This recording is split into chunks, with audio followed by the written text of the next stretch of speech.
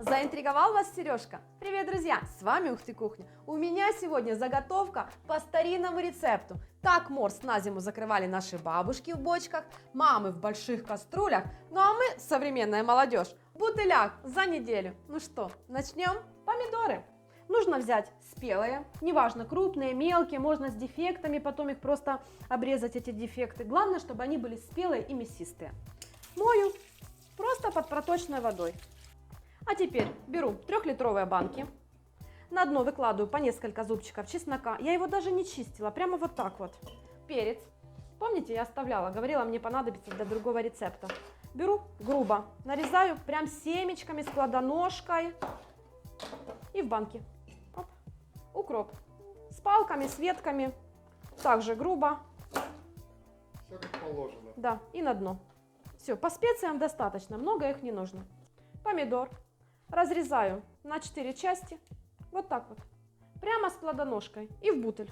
Когда первый слой покрылся, беру какую-то штуковину, у меня это скалка. Бабушкина. Да, ой, этой скалке уже лет 50 точно, такая классная.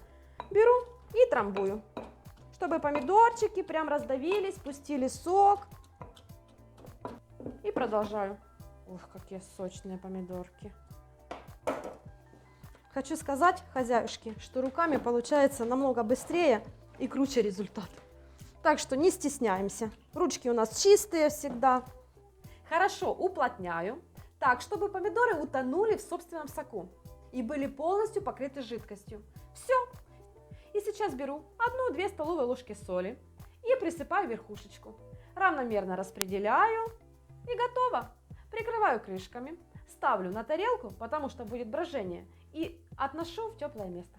На 4-5 дней будет достаточно. Прошло 5 дней. Покажу, что получилось. Помидоры перебродили, опустились. Внизу появилась вот такая вот водичка. Пахнут просто потрясающе. Сразу начинается очень сильное, обильное слюноотделение. Хозяюшки, это такой борщ зимой, что просто пальчики оближешь. А эта баночка стоит у меня 2 дня. Хочу ж показать разницу. Видите, она только начинает бродить. Почти полная, на поверхности пенка, которую я каждый день собираю. Все. Этот пусть отдыхает, а этими займемся. Помидоры аккуратно переливаю в подходящую кастрюлю. У меня вот такая вот большая. Помогаю немножко ложкой, чтобы не хлюпала сильно. Ой, как же они пахнут. Веточки укропа убираю.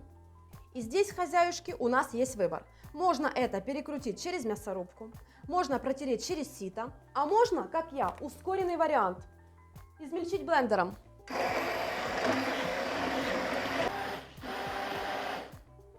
Отлично. Какие-то 2 минутки и все готово. Сейчас покажу, что получается. Получился вот такой вот яркий, густой томатный сок, или как называют морс. Есть фрагменты семечек и кожицы. Я, хозяюшки, так и оставляю. Уж поверьте мне на слово, зимой сразу вспоминаешь лето, солнечное, теплое и веселое. Ну что, зажигаю огонь и ставлю кастрюлю. Время от времени помешивая, кипячу томатный сок 15-20 минут. А я в это время простерилизую баночки и крышки. Морс прокипел 20 минут, и можно смело его разливать по баночкам. Под самые завязки наливаем, как говорила моя бабушка. Опа, идеально. Быстренько накрываем крышками и закатываем. Сережка, твой выход. Конечно. Мне этим всегда занимается муж.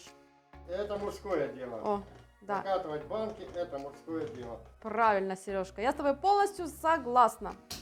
Когда баночку закатали, переворачиваем ее. Из 2 бутылей помидоров у меня получилось литр 2-3, 4,5 литра морса. Он такой яркий, ароматный, посмотрите, какой классный. Хорошо укутываем теплым одеялком и оставляем до полного остывания. Молодец, Сережка. To be like. Какой ты у меня красивый.